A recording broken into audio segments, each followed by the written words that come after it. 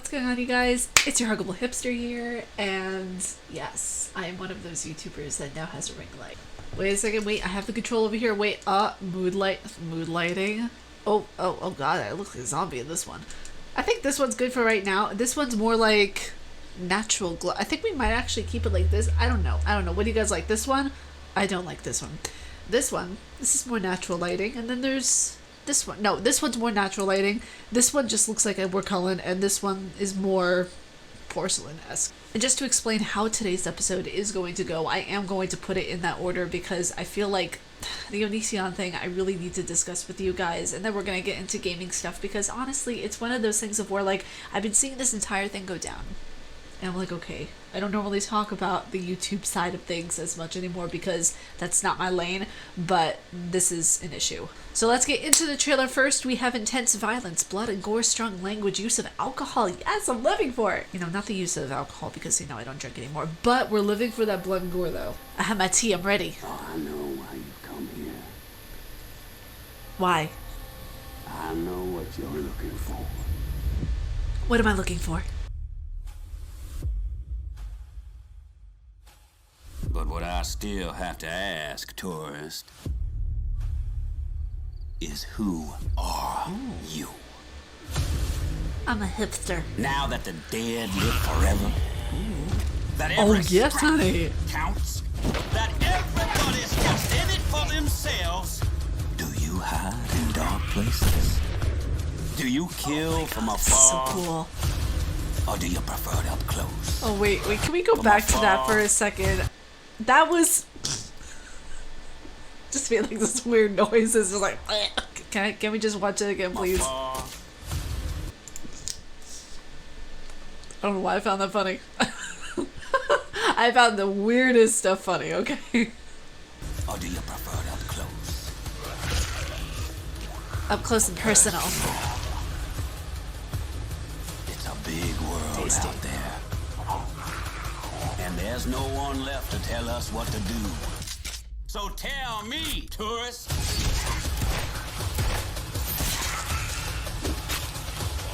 Okay. I think I'm gonna like this. Oh my god. Wait, did we just see that? Can we just take a look at this again, please, and tell me what this reminds you of?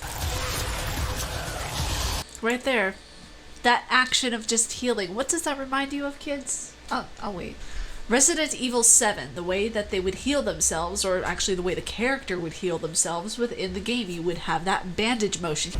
Who are you? If I didn't do it, someone else would have. There was no preventing her exile. Wait a second. Is it just me, or like the mouth movements and the voice acting very poorly timed with one another? I don't know if that's just me, or maybe I just think that it's just, I don't know, very weirdly timed. It kind of seems like an early 2000s game, if you will. But that's just very interesting. Okay, continuing on. Finish the fucker! Please. Not here. Not like that. In him now! Walking Dead, Saints and Sinners. Oh gosh. Okay, so it's for Oculus, VLive Cosmos, Windows. Ooh, okay, so it's for PlayStation VR and Oculus Quest. Interesting. Pff, the selector's swag physical items has a thumbnail drive. I like that, that's cute. Okay, so shall we talk about the trailer that we just witnessed? And I say witnessed because I have a lot of thoughts on this. The whole bandage sequence of healing yourself automatically reminded me of Resident Evil 7. That entire motion, that entire way the character went about doing that reminds me totally of the game. A lot of people are going to be like, Ariel, you're really stretching here and thinking that it might be the exact same mechanic or it might be a copy. We can't reinvent the wheel whenever it comes to gaming. Very few and far between do you see games actually do something completely out of the box and out of the norm. So far, I think it's pretty cool. The graphics, again, they remind me of a 2000s game. I'm excited to see it in motion. I'm excited to see how it works. Me, myself, personally, I've never played VR before, so it'll be a very interesting, kind of trippy experience, I would imagine. It was a trailer that was sent to us by one of our viewers, Savage Pancake Syrup, so thank you so much for sending over the trailer, dude. I really, really appreciate it. appreciate it. Now, this isn't a diss to the company, obviously. I'm going to be honest with you guys whenever I do these kinds of reviews, because I don't want to sugarcoat everything and just be like, oh my god, it's amazing, because then there's no diversity with reviews and it's just pointless to watch them. But with these graphics, I kind of felt like I was transported back into like 2008. But it'll be interesting to play this game. Whenever I get a VR setup, I'll definitely be interested to see how this works. Now, the next story we're going to dive into, this next story we're going to dive into. You guys ever hear of Onision, a content creator on YouTube who's been around since basically the platform started? Well, he started posting a lot of really interesting videos, and by interesting, I mean downright scary. He posted a lot of these just lashing out videos, I want to call it. I don't want to call it verbally abusive to the audience, because technically it is. Allegedly, everything that I am going to be saying has to be maintained at the key term allegedly, because, you know me, I don't want to get sued. I'm going to briefly go over what's going on because, like I said, I don't really cover YouTube news anymore, and for a good reason. There are a lot of YouTubers who are being sued left and right. Just, it's obscene. Don't want to fall into that category, but the reason I am bringing this up is because anytime you guys see his content, I want to make even my younger viewers aware that this guy is not good. Okay, I saw some of his most recent content. I saw a lot of the outrage videos, if you want to call them that, and more of the recent stuff where he's basically blasting everybody's private information to the public for millions of people to see. So some of the more recent videos of where he is, in a nutshell, and I'm saying this allegedly because you don't have to, allegedly he is exploiting a minor. And at the time, this girl, Sarah, who he said in his video, is a minor. Now, I want to pull up something really interesting for you guys, and it's just, you know, it's law, because we know what state he lives in.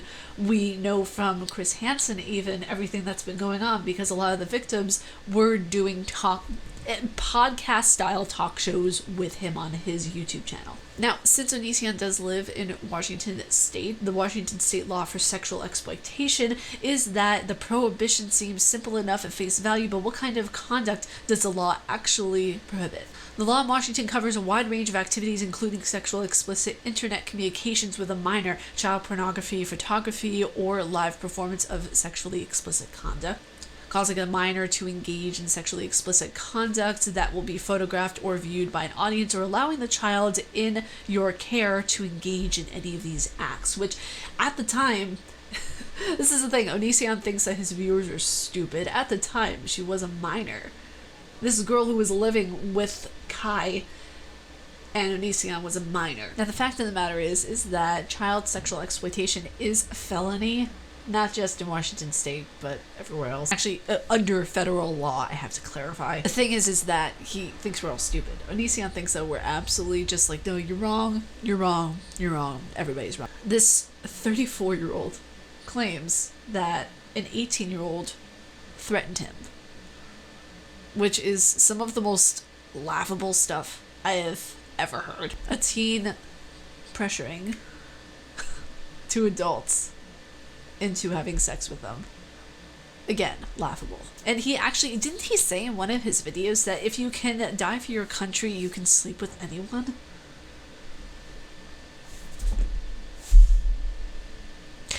Onision had the power of attorney over her as a minor.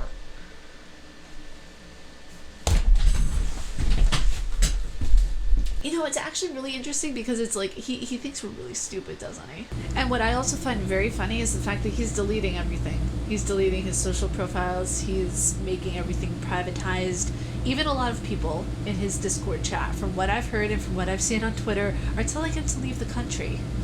Now, why would some of your strongest supporters tell you to flee the country if they didn't know you were in deep shit? You guys have to understand, and you know, take a look at his videos even. I would say not to give him any more views, but for educational purposes, to understand how a master manipulator works, you need to look at this. Like, for your own safety and for the safety of other people, just to know the warning signs, it's kind of interesting to see. They will use different tactics, and they will use different situations that they have been in their past, or when they were a child, or whatever it is, to use as a tool in order to gain your sympathy, your empathy. You know, oh, poor you, what happened to you, why are you this way? Like, And also, can we just point out another thing that I'd like to add onto the list of the many things of why you should not be a fan of Onision? Whenever he made the comment about that booty, though, to an underage minor who he had power of attorney over. Ginormous yikes. Disgusting yikes. He admitted to everything.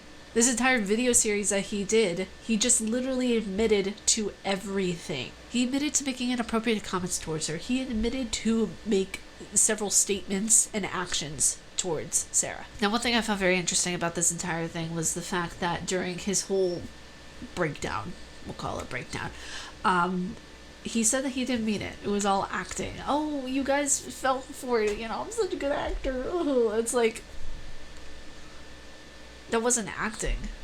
In my thoughts, my opinion, I believe he was actually breaking down. You can see it in his face, you can see it in his facial expressions, you can see it in his eyes. The way that someone has their movements, the way that they behave, I feel like he had a full-on mental breakdown, and that was not acting in any way whatsoever. Don't just act like that. There has to be some motive, some reasoning behind what you are doing. If you are doing this simply because you lost your Patreon account, then my friend, you have issues and you need to seek a therapist. And also there were videos of where he mentioned, oh, well, my therapist thought that I should come on camera and say this and say that. And actually, no, sir, they are not legally allowed to say that, oh, you should go and do this and do that, because then they will be legally responsible for your actions and your behavior. You want to know why I know this? Here, I'll tell you a little secret. I have a degree in psychology. For anybody who tries to really question my motives and why I'm saying the things that I'm saying right now, I know what I'm talking about. That's why. A psychiatrist or a psychologist can only help you so far as they can. They can't tell you to do anything. They can only recommend. The only way that a psychiatrist or a psychologist can tell you to do anything is if they think that you are in danger to yourself or other people. So no, do I think he's right in his brain? I don't think so at all. I'm completely biased in saying that. For years I've noticed that something was, a little cuckoo for Cocoa Puffs in his head. But yeah, that's what I see of the situation. I want to point out some facts, some things that might help address it. I know I'm only one person, but it's another voice in the mixture. Now, since I try to keep my casual nerd episodes to about 15 to 20 minutes in length, a lot of the articles that I do not mention today will be down in the description below, so you guys can check them out. But next up, we are going to dive into some gaming news. Yeah, it's Xbox. Xbox says Nintendo and Sony are no longer their main rivals. I wonder who it is. Could it be Apple? No. Apple could never compete. It states here in the article that Microsoft no longer sees PlayStation makers Sony and Nintendo as their biggest competition for the Xbox platform. It goes further into saying in the article that Phil Spencer, Microsoft's head of gaming, said that he considers Amazon and Google his top rivals because of their cloud gaming infrastructure. Cloud gaming tackles some common frustrations experienced by players, but introducing some new issues of its own. Nintendo and Sony, we have a ton of respect for them, but we see Amazon and Google as the main competitors going forward. He goes into saying that's not disrespect to Nintendo or Sony, but the traditional gaming companies are somewhat out of position. Amazon offers games on their App Store as well as Apple does. So in a sense, he is kind of competing with Apple too. I wouldn't have seen that coming, honestly. Like, competing with Apple for gaming. What? Let me know what you guys think down in the comments below. Do you guys think that Sony and Nintendo have kind of seen their days and now it's moving on to more ambitious tasks for Xbox to compete with? Or do you guys think that things are going at a steady pace and that things are going normally? Let me know your thoughts on this entire situation down in the comments below. I really don't think that we should have competition when it comes to gaming. I know, right? It's such a bad thought to have, no competition winning gaming, right? Because we are just a big community after all, except we're just on different platforms. The next article we're going to get into is The Sims. There is a new Sims that is in the works for Generation 5. Now, it goes into the article by stating, when asked about the possibilities of relaunching an online version of The Sims given its current popularity, Wilson hinted that the next entry in the franchise could incorporate both single-player and multiplayer components. Think of the possibilities and just the doggo play dates that could be had. Like, seriously, I could be on a doggo play date with a potential significant other, and that's how we get to know one another. Oh, we meet IRL, and then we have puppy play dates. It's just so wholesome. Wilson then goes on to recognize the growing competition between players. He clarifies that it's not referring to the competition in the traditional sense. He points that players compare and contrast their creations, which I see a lot of. Oh my god, Sims YouTube? Oh my god, it is absolutely just a pure heaven because anytime I try to build something in Sims, it turns into a potato. Honestly, I love The Sims. It's such a fun game. I had to stop playing it on the channel because I felt kind of, I don't know, I feel rushed with it myself that I have to get episodes out and do all this and do all of that, and I felt confused in the game part of it, and I was just like, no, this is better for me to just sit down and do this on my own. You guys, that's it for this episode of The Casual Nerd. If y'all like my face and what I do, please be sure to subscribe and hit that bell down below because I make videos every Monday, Wednesday, and double uploads on Friday. Stay casual nerd, you guys, and I will see you guys later on today in the second video. Peace. 머리를 빗는 이 빗소리 밖엔 비가 오나 봐 들리는 빗방울들이 땅에 떨어지는 소리